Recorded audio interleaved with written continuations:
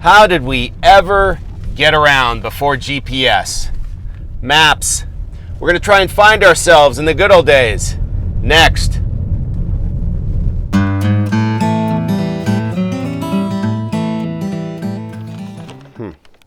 Where am I? Oh, hello. Welcome to the good old days. I am your host, Kevin Costner. Thank you for being here, wherever here is. Back in the good old days, GPS didn't exist. In fact, it wasn't even an acronym. Some of you are still trying to figure out what MAP stands for. The rest of you most likely have fond memories of maps. Memories that start in the backseat of the family car during those long road trips on vacation, when mom and dad in the front seat would be arguing about how to interpret this thing. Or those first solo adventures, those solo trips that you took right after purchasing your first car. Maps themselves have quite a history. They go way back. It's believed the very first road map, was created in 1160 BC outside of Thebes, Egypt, which helped people travel on the dry riverbeds around the mining district in Thebes. Other maps are created throughout the ancient world. And remember, all those maps back then were handmade. So maps were created for Asia, Europe, Great Britain, and of course Rome, where they had the most intricate road system in the ancient world and had maps to help people get around. Being handmade, though, created some challenges. You have to remember, those maps were created based upon interpretation. Something like, so was it 3,000 paces I walked, or was it 2,500? And did I pass a tree, or was it a clump of boulders, or... So whatever a person remembered is what went on the map. So oftentimes it became hard for people to end up where they meant to go. Now, in all fairness, as we all know, GPS doesn't always get us where we want to go today. But back in the old days of maps, it was, of course, sometimes a challenge. This episode's focusing a little bit more on the modern era, though.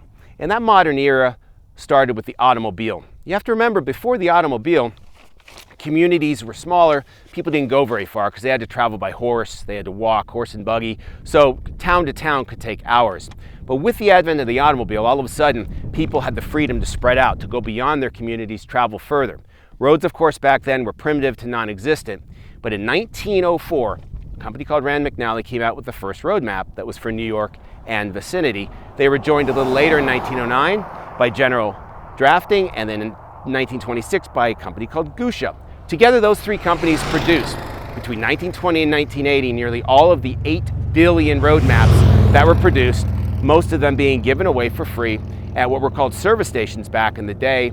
Today, of course, they are gas stations. Plug for a future episode of the good old days. Something that developed, of course, in 1990s, the smartphone, GPS, helped push these devices, maps, into the good old days. But I will bet, even to this day, 2017, that in many of your glove compartments in your cars, you still have maps. I'd love to see some photos, maybe even some short video of you trying to use a map today from you. You can put it in the comments section below. Love to see it, share it with everyone. Also, while you're there, please like and subscribe to the Good Old Days channel. We're going to show some uses of maps in the good old days and somewhat the challenges that people faced in using maps. So stay tuned. The fun's just beginning. Beautiful Saturday afternoon. You decide to jump in the car, head on out for a drive, catch some tunes, and realize that you are lost and have no idea where you're going.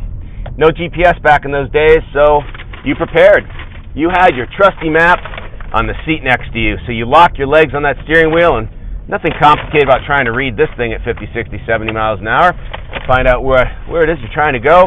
Or, guess what? You stopped at the AAA. It's a longer trip. And you got your TripTik, yes, with a beautiful highlighted route for you in green, yellow, or orange highlighter. And, of course, it was safe to do that while you're driving a car. Today we drive our cars talking on the phones and texting, both of which are incredibly stupid to do. Back in the good old days, equally stupid, using a map while you're driving your car. Back to the tunes.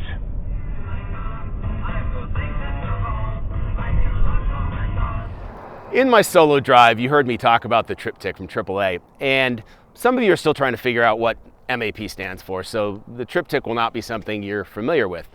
The TripTik from AAA was invented in 1937. Now, remember back in those days, the car, the automobile was still something new. It was something exciting and different. Not a lot of people still had them. The road systems in America were primitive at best. And the maps that you used to get around, as you saw a moment ago, were large, detailed, complex, and small print. So AAA sat there and figured there had to be a simpler way to help people get around. And that is when they came up with the idea of a segmented map. Break the map down into simple components and deliver that in a small format, page by page method that allows you to look at each segment of your route in a much easier to follow method. So even if you're using it while you're driving your car, you could grab the segment quicker than trying to open up an entire map and figure out where you are. So we're going to talk more about the TripTik right after this commercial break. This year, don't go on vacation unless you go with a AAA TripTik. It makes getting there as nice as being there. Okay, so that wasn't really a commercial break, but yes, it was a commercial for the TripTik from 1987. And in that commercial, you might have noticed the prevalence of the highlighter. In fact, you might also wonder, did AAA have an ownership interest in Sharpie? For the highlighter was as important a part to the TripTik as the map itself. Of course, I'll review the last part of the trip with you. Coming out of Buffalo, remember you're stopping at Niagara Falls, take lots of slides there, and then you continue on the QEW along the Lake Ontario waterfront, and you pick up the 401 towards Bellevue, which will continue driving you along the Lake Ontario waterfront. Lots of opportunities for more slides. Beautiful time of year, I'm sure. When you get home, that slideshow is going to have hundreds of slides that your neighbors and family will love coming over to watch. And then we'll be on the 401 past Kingston, where we'll pick up the 16, which will take us past Ottawa and onto the 417 into Montreal. We do recommend you spend the night in Montreal. Great places to eat. In fact, here in the office, we have some recommendations on some of the most fabulous restaurants in the city. And then the next day, you'll be on the 40, driving in to Quebec. Great trip. We hope you enjoy yourselves. Please send us some photographs. We'll post them on the bulletin board here in the office. And thanks so very much for coming in today. So the popularity of the TripTik was really driven by a couple things. One, of course, was simplicity, but two was the personal service delivered by AAA. You actually went into a AAA office. There used to be many more all over the country. You sat down with a AAA agent and they went through the entire journey with you, highlighting the route from start to finish, answering your questions and providing you suggestions on sites to see, places to go, and even provided you some additional tour books to take with you for free. This was so popular, in fact, that the TripTik continued to survive long past the start of the smartphone, the iPhone, and of course the use of GPS. But time did catch up to it, and in 2015, AAA phased out the manual TripTik and moved it online. So now, the TripTik truly is a part of the good old days. Sometimes you had to pull over. You couldn't keep driving with your knees looking at a map. You had to spread out on the hood of your car. You had to take a look, figure out where you are and where it is you're trying to get to. In extreme situations, you needed a gas station, because the gas station back in the good old days was literally your GPS of last resort, because the folks at the gas station, they knew how to get you anywhere you wanted to go. Now, the directions oftentimes were a tad confusing. Something like, well, go down the road a bit. You're going to cross a red picket fence. When you get past the red picket fence, go a bit further. You're going to see a big oak tree on your left. That's assuming you know what an oak tree looks like. A little bit further past the oak tree is a dirt road on your right. Don't take that one. It's the dirt road on your left past the first dirt road on your right you're going to take. Now, if you get to the creek, you've gone too far. You need to turn back and look for that dirt road, which is now on your right. And if you get to the dirt road on your left, you've gone too far. The good old days. Now, maps were not just for road travel. They were also for getting around places like this beautiful vista here in the backcountry of Mount Charleston. You have to remember, you couldn't just pick up a map at your local gas station. Now, this is kind of a double good old days moment. Back in the BS days, That's before smartphones, of course. You also had GPS devices, such as Garmin's, that people that did a lot of hiking in the backcountry could purchase and, of course, help them know where they were at. But, of course, back in the original good old days, you also couldn't just pick up a map and tell you where to go back here. So you had a couple options, one of which, of course, was to talk to people that had been there before and create a map of your own, such as this old campaign map from World War II. Now this, of course, a campaign map from Germany. There is no map here for Mount Charleston that I could find, so I'm using this as a sample, but you get the idea.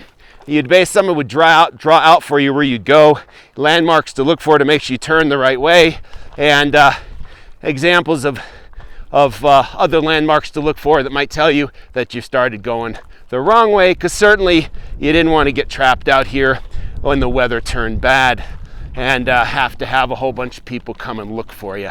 Nothing more embarrassing than having helicopters having to take you out. So, it's a beautiful day out here. Beautiful.